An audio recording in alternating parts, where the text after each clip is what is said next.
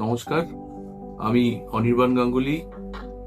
আমার YouTube channel আমি অনির্বাণ বলছির মাধ্যমে আজকে একটি নতুন গল্প নিয়ে হাজির হয়েছি। আপনাদের প্রত্যেকের শুভেচ্ছা, ভালোবাসা এবং আশীর্বাদের জন্য অনেক ধন্যবাদ। দুর্গাপুজোর নবমী সন্ধ্যাবেলা আমি ডিউটি করে বাড়ি ফিরছি। বেশ জোরে বৃষ্টি পড়ছে। রাস্তায় একটি সিগন্যালে দাঁড়িয়ে আমি গাড়িতে হঠাৎ চোখে পড়লো পাশে এসে দাঁড়ানো একটি ছেলে, বাইকে লাল রেনকোট পরা, পিছনে একটি বড় বক্স। প্রায় পুরোটাই ভিজে গেছে ছেলেটি। চোখে মুখে ভীষণ তারার অভিব্যক্তি। মনটা খারাপ হয়ে গেল। আমার চারদিকে লাইট, প্যান্ডেল, গান চলছে, সবাই ঠাকুর দেখছে। শারদ উৎসবের আনন্দের আবহে ছেলেটি তার জীবন যুদ্ধে এগিয়ে চলেছে।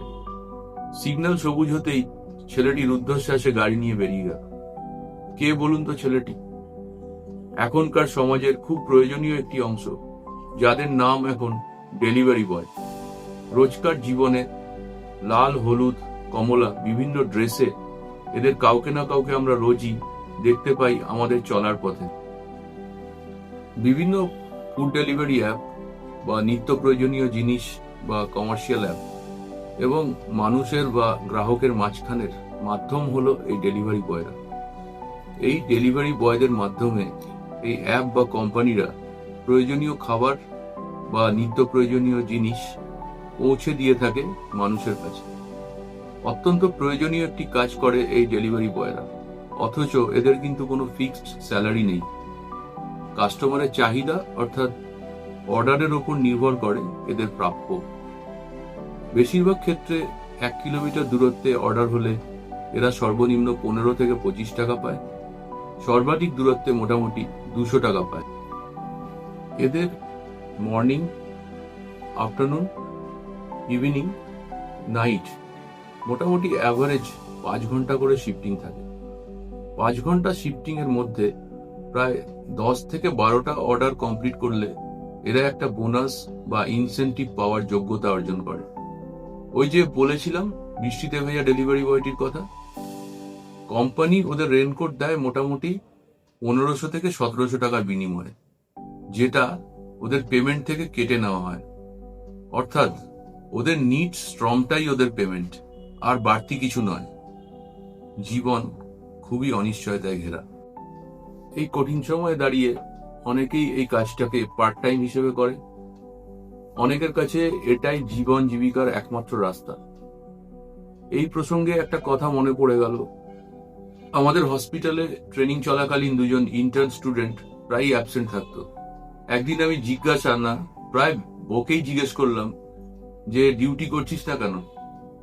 ছেলেটি আমায় আলাদা ডেকে নিয়ে গিয়ে বলেছিল, দাদা আমি একটি ডেলিভারি বয়ের জব করি, আমায় তুমি নাইট ডিউটি দিলে সুবিধা হয়।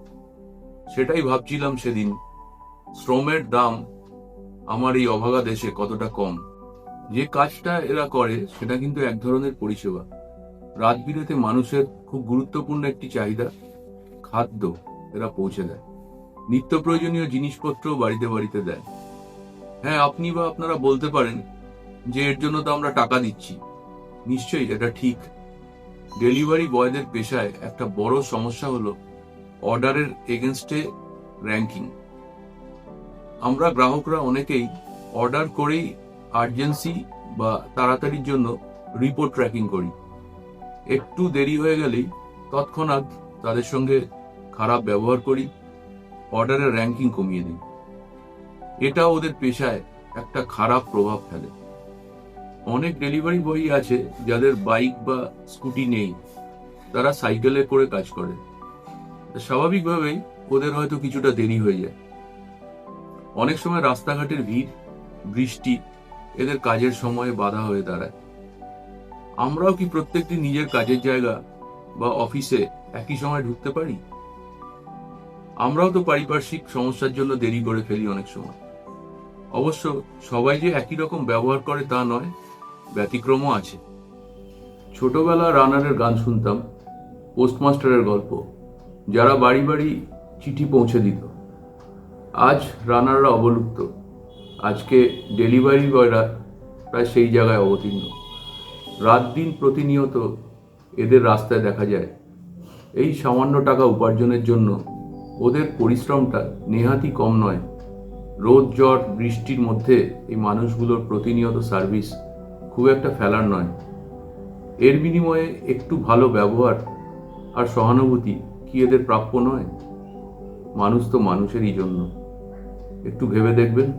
নমস্কার।